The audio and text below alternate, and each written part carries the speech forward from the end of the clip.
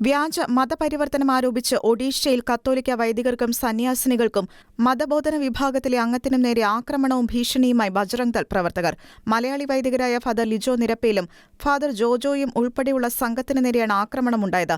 August 6-ന് ഒഡീഷയിലെ ജലേശ്വർ ഇടവകയ്ക്ക് കീഴിലുള്ള ഗംഗാധർ ഗ്രാമത്തിന് സമീപം 2 കത്തോലിക്ക വൈദികരെയും 2 സന്യാസിനികളെയും അന്മായനെ മതപരിവർത്തനം നടത്തിയെന്ന വ്യാജ ആരോപണമുന്നയിച്ച് ആക്രമിക്കുകയായിരുന്നു.